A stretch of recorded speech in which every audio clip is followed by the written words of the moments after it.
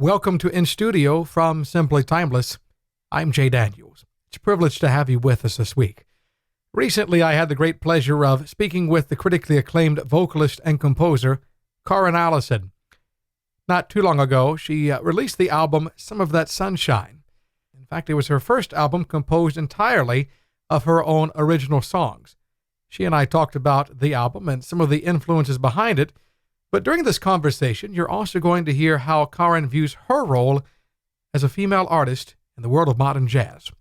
As a pianist and vocalist, Karrin, you've crafted your own interpretations of a number of treasured classics since your first album release back in 1992. Mm-hmm. And just recently, you released the album called Some of That Sunshine, and it came out several months ago. And as I understand it, it's your first album composed entirely of your own musical works. Is that right? That's right. After 27 years of recording, what inspired you to embark upon the journey of becoming a bona fide songwriter? Mm-hmm. I have been writing off and on for a long time. I sort of started out by doing that as a singer-songwriter type, and I first discovered pop music. I was a classical piano major in college. It was my first love, and I still love it very much. I don't perform it, of course, but I used to, as I said, that was my major. So, and my mom was my first teacher, and so I started to write way back when. But then when I discovered jazz, I kind of got away from it, and I actually got away from playing the piano for myself as much. So, all of the earlier recordings you're referring to, and 5 of them Grammy nominated, I might add, they're mostly other folks' songs, of course, the great classics, as you said, but blues, Brazilian music, some French music, the classic, some instrumental that are considered instrumental, but my friend Chris Caswell and I, on the CD called Footprints, did that CD where we, for example, the tune Footprints and Never Say Yes. So it really runs the gamut. When I met Chris Caswell 5 years ago or something, he said, "Do you write?" And I said, "Well, sometimes." I have put out 1 or 2 in those CDs I've mentioned of my own things, but never a whole project. So I guess I needed more encouragement, and he gave it to me, as did the audience, actually, because whenever I did an original thing, they were very, very positive, and so, and I don't know, I guess at that time I felt like I wanted to say my own personal things. So would you say that going from one who did jazz covers to essentially producing your own work for a complete album, would you say that that was taking a leap of faith as an artist? I would say so. Yeah, I do. It seems like every project I've taken has been a leap of faith. But this whole life, this whole career, this whole making a life is taking a leap of faith. But you're right. I think this is more exposing, I suppose, and but it's really gratifying. I love doing this stuff live, and people, as I say, are very positive about it, and it doesn't feel unnatural to me. Mary Foster Conklin, who's another radio DJ that I'm sure you're familiar with, she and I often talk about female artists, but specifically female songwriters.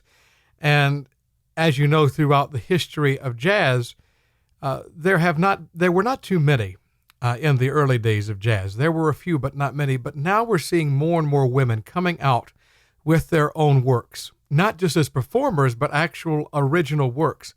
And that's what you did with Some of That Sunshine. And I would say that it's a lovely album. Time is a Funny Thing, one of my favorite pieces from that.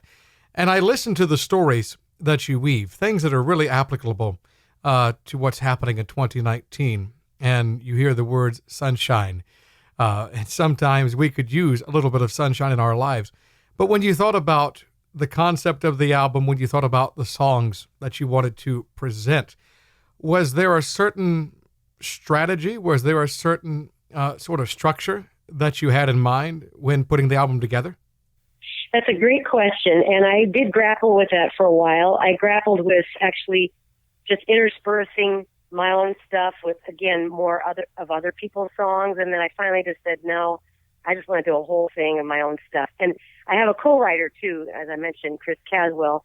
Some of them are all my own, and some of them are his and mine. So, but I just, I just felt like the theme was original music. And, every song is different than the other, of course, but even in feels and grooves, it's not like all jazz standard type of songs. Some of them are pop tunes, some of them it's just music.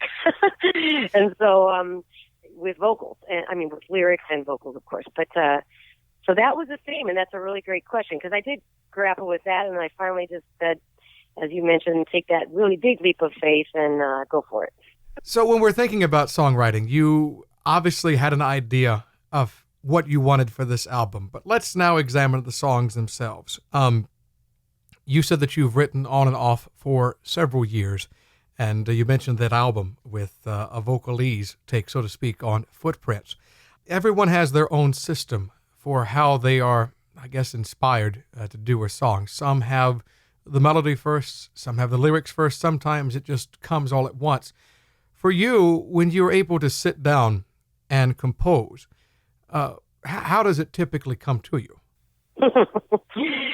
By a wing and a prayer.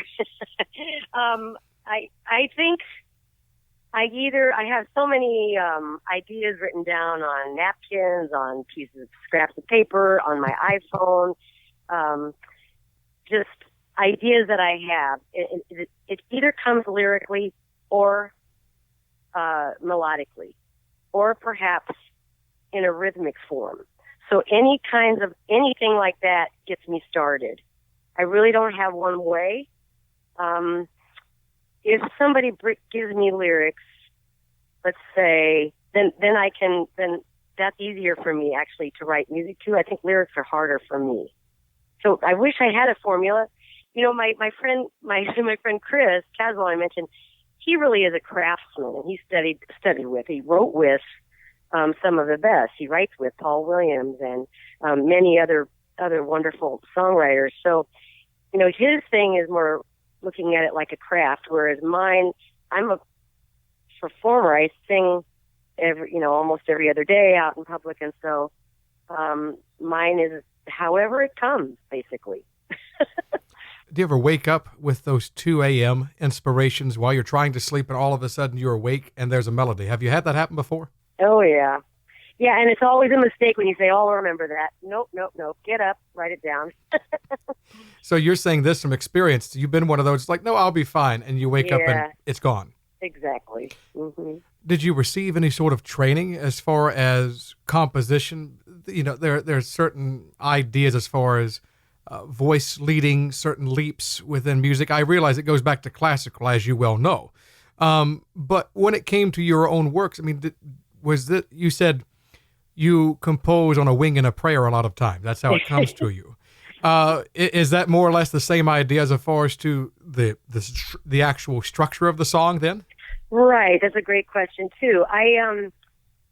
First of all, I should say too, I get a ton of inspiration from nature. I am a nature girl. So, yeah. So that's part of it. When I say a wing and a prayer, I'm really not a religious person, but I'm a spiritual person, and I hope that doesn't sound like a cop-out to anyone, but No. Yeah, so I do get a lot of inspiration from nature, and I'm even talking bird calls and things like that because I'm a birder, but as far as voice leading and things like that with theoretical considerations, musical theoretical considerations, I need to study harmony more. I know that I do, and I want to. So I try to, when I'm composing, go where I wouldn't expect myself to go. So it's really experimental. So it doesn't become so programmatic or so predictable. I do count, the pianist that's on my CD called Some of That Sunshine, Miro Sprague, who, I wasn't really looking for another pianist when I found him, but he just seemed to fit in so well, and his sense of harmony is so beautiful, as are many of the other pianists I've worked with, Bruce Barth, for example, Laura Caviani, so many. So I try to go the less predictable route, even though my stuff is completely accessible. It's nothing. It's not out there. It's right here. So that's kind of my technique, if there is one. You're listening to In Studio from Simply Timeless. Our guest this week is the esteemed vocalist, pianist, and composer, Karrin Allyson. Recently released the album called Some of That Sunshine. You're talking about hearing music, especially in nature. And I'm thinking of a conversation that I had with a fellow named Jason. And he is a talented composer in his own right, pianist and vocalist in the gospel music field. We were having dinner one night, and both he and I have the blessing, or well, in some cases, the curse of perfect pitch. And I never really thought about it this way, Karrin, and you brought up a wonderful point. And Jason and I talked a little bit, and he said, I will go out into the woods behind our house. He said, and I'll just sit and listen. There's a woodpecker. There are birds singing. He said, the sound of the wind, the trees, the leaves crackling. He said, all of that. He said, have you ever noticed that music is all around you? I mean, think about that, Karrin. If you didn't have those noises, especially from nature or just everything around you, can you imagine how quiet life would be? Yes, I worry about that.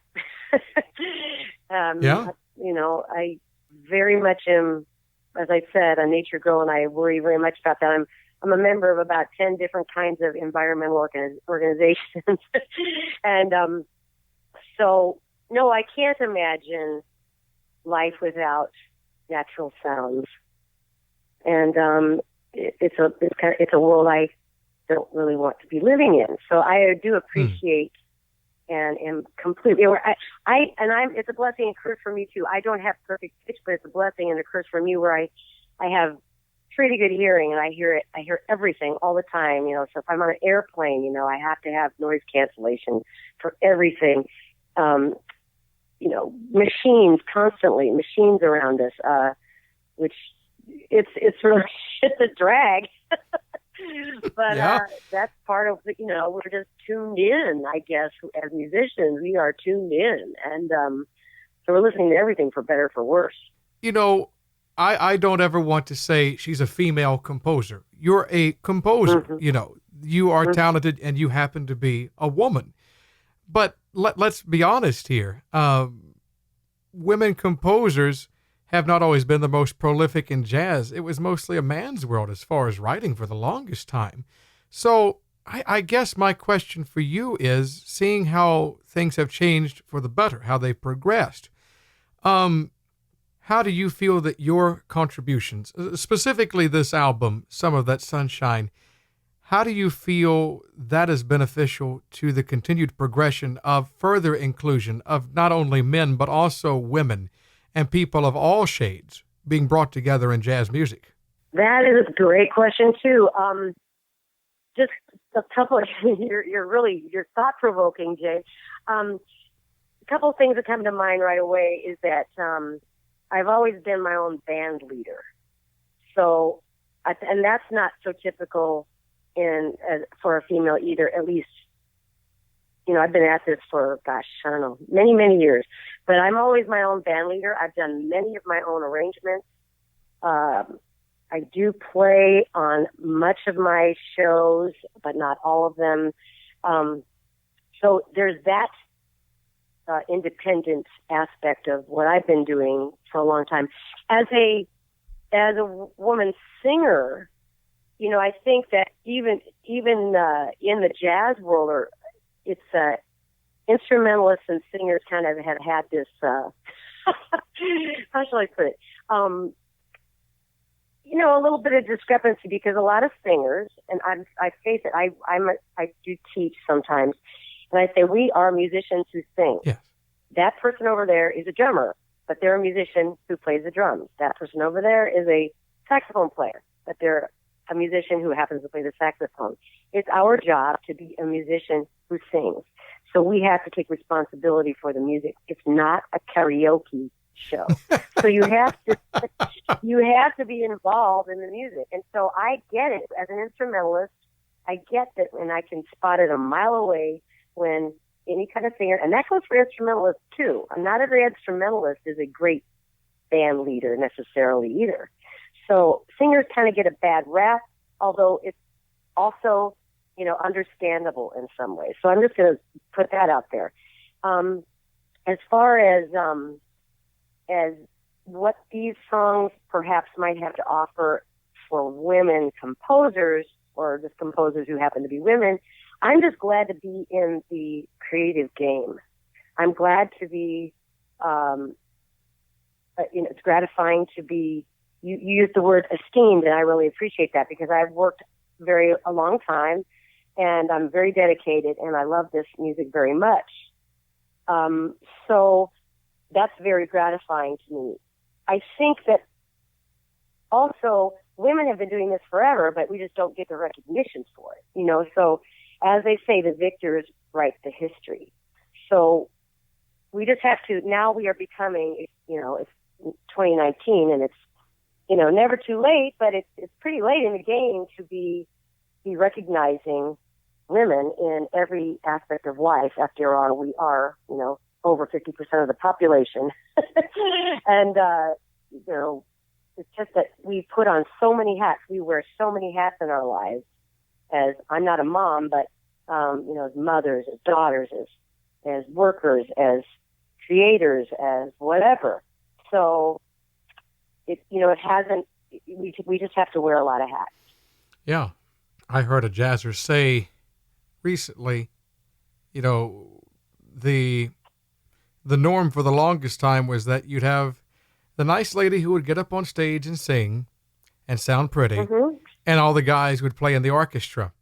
And I think one of the best jokes that I heard recently was at the Vanguard, and I was talking to saxophonist Alexa Tarantino about this. She had to sub in the orchestra one night, and she's in her mid-20s, and mm-hmm. I was sitting with Deborah Gordon, the owner of the place, and one of the band members comes by and he says, "Hey, look at this. We got a girl here tonight, and she's not even singing. She's playing with the guys." And, I look at it as I like to feature people because of their talent, not because of who they are or where they come from or the accolades. I like to listen for their raw passion and their talent. And I want to ask this. This may seem like an obvious question with an obvious answer. With this album that you have, as a composer, as the lead vocalist, as part of the ensemble, which, by the way, I have a bad habit of saying instrumentalist and vocalist, as you mentioned a moment ago. But the funny thing is, we think vocalists are the only ones with a voice. I'm like, no. The ones who are playing instruments, that's their voice too. So exactly. As these voices come together and are playing together on the album, they're playing your songs. And yes, you might have worked with Chris on co-writing some of these, but would you say that there is more of you in this album than, say, previous works? Yes, I would. I do feel like I hope that every project I put out is personal. I am singing to you, the listener. But yes, I do feel like this is the most personal project thus far. Yeah, I don't know. I don't, just to go back, there's nothing wrong, of course, with saying I'm a vocalist or whoever's a vocalist and that person's an instrumentalist. That's totally cool. But, what I'm saying. It's just like everybody has to accept responsibility for being this is a democracy. Jazz is a great demonstration of how democracy can work. So, if you're on the bandstand, everybody has a voice and a say, but we do need, I am the leader of my band, and I love to defer when I need to, and I do expect people to take my lead, though. Let me ask you a question. This might be a little bit sharp, poignant, but you talk about leading that band. Being a woman, have you ever had to work a little bit harder as opposed to, say, if it were a guy leading that same band? Let's face it, over the years, women have had to, somebody said it the other day, they were talking about, I think, the U.S. Open or one of these tennis matches. and somebody said, it seems that women have to be at the same level, if not higher than men, to get the respect. I mean, for you personally, have you ever had to run into that with leading an ensemble? Oh, of course. I mean, and that's a long-standing reality of, pardon me for saying, but in fact, don't even pardon me for saying, for anybody who's not a white, anybody who's not a white male has experienced this. So there's a saying, I believe, and my mom had this up many, many years ago, you know, a woman has to do twice as much to be, and work twice as hard, this and that, to be thought of as half as much. And I know that every person of color has felt that all of their life. So absolutely, I know when sometimes when I'm on the bandstand, and there's protocol for everything. You have to have respect for each other and with each other's musicianship and where you're coming from, and experience with certain players. There's a lot of different dynamics, pun intended, to consider on the bandstand and leading. And certainly I've had the experience where one of the band members will ask, maybe my pianist about a question about it instead of me, when I'm the one who wrote it or whatever. Sometimes that's okay with me. I welcome things off my shoulders because I have a lot on my shoulders. So I feel cool about that if it's done with respect. I'm sure that your own life experiences have some way influenced your writing, not only for this album, but also any past work that you had. But I'm thinking about some of the tracks on your latest album, and you said something that caught my attention. You said that you're speaking to one person, the listener, through each of your works. They're personal. But let me ask this. When you listen to the works on this album, some of that Sunshine, when you hear yourself singing, are there some days where you feel like, that song was written just for you? Yeah, or just for someone else, or with someone else in mind, yes. Yeah, I mean, of course, they're very personal. They come out from my experience, my life experience, or, Chris's in, cases where we write together. But some of them are very, very personal, and I won't probably ever tell you why I wrote them. Sure. And, but absolutely. That's, I remember a friend of mine years ago said to me, she's so sweet, she said, Karrin, we want to know you. And I thought to myself, why does anybody want to know me like that? Because there's so many other great songs, and that's one reason I waited so long. I think it was just basically insecurity, so we have to overcome these things. Just if the music is paramount, which it ought to be if that's what you're doing for a living, and not for accolades, not for whatever else. If the music is the paramount thing, then probably what you have lived is going to be interesting to other people. So why not you? And no one else can tell your story better than, get this, you. Right. So exactly. Where do you go from here? Is this going to be something that you do for your next album? I mean, I know this is not going to be the last album. And in fact, on that note, just at the end of August, you did put out another album regarding women's suffrage, I believe. Tell us just a little bit about that, if you would. Yes, I'd be happy to. Yeah, we just put out a recording called Shoulder to Shoulder, Centennial Tribute to Women's Suffrage. And it's just that. It's in honor of 100 years ago, the centennial of mostly white women's suffrage. And we are, we address this issue in the songs and in the speeches. It features a vast array of talent. I'm not the only singer on it, but I'm the main voice, I guess you'd say, or main character, because it is a storyline. It's speeches read by folks like Harry Belafonte, who's reading Frederick Douglass' speech. Layla Hathaway is reading Sojourner Truth's speech. Roseanne Cash is reading Susan B. Anthony's speech. And we have guest vocalists along with me, Madeline Peru, Denise Donatelli, Kurt Elling. Oh, and also Peter Eldridge is reading another speech, anti-suffrage. So we represented several different aspects of it, gleaning music from that era, from the 1800s, early 1900s. Also, two of my original songs are on there. So that's basically it, and it's a very interesting project, and I encourage people to check it out. Not only do you have the albums available for people, but looking at the calendar, you're going to be doing some globetrotting over the next few weeks in September and October. Tell us about where you're going to be headed to. Oh, my. It's so hard to remember. I should have a calendar in front of me because we just got back with a lot of globetrotting.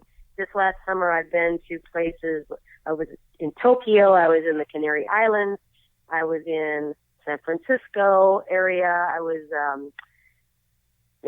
all over. So, yeah, coming up will be, next stop is Los Angeles, Catalina's. Mm-hmm. We go to Chicago, really cool club called Winters, and we play the Green Mill every year there, too. I'm going to Omaha, one of my hometowns, New York City, so let's not forget that, where I'm based. And you're going to Smoke in New York, I think. Correct, that's right. I have two musical homes there, and Smoke is one of them, Birdland is the other. Let's see. Yeah, New Orleans, going to New Orleans, and we're going back to Europe, going to Spain for some dates in November. So yes, a lot of globetrotting. But I'm sure that you enjoy every bit of it, too, knowing that you get to share this I don't know wonderful about music every with bit of it, Jay. Well, okay. For the most part, you get to enjoy yourself as you share this music with your audience. Oh, that part of it is wonderful, yes. Yeah, going through customs and security, yeah, I get that. You know how it is. Well, I don't travel abroad, but I do know how it is, yeah. Yeah. So we've talked about a lot of things, and I have one last question for you. Mm-hmm. Why music? Why music? Why music? That's a great question, too, because I have other interests. And again, it would probably harken back to the natural world is one of my interests, and social justice is one of my interests. It's a big one, but I just, it's cathartic for me. I guess I'm an extrovert, but I also am a private extrovert, if that makes any sense at all. I like to be alone. But I love to perform. I love the interaction with my musicians and with the audience. I like getting people together, bringing people together. And it seems like a soulful existence. Karrin Allyson, our guest during In Studio this week from Simply Timeless. I encourage you to visit her website, that address, Karrin, Karrin, Karrin.com. There you'll find more information about her latest two albums, along with her extensive tour schedule, the website, Karrin.com. Until we meet again, I'm Jay Daniels. Thank you so much for joining us for In Studio from Simply Timeless.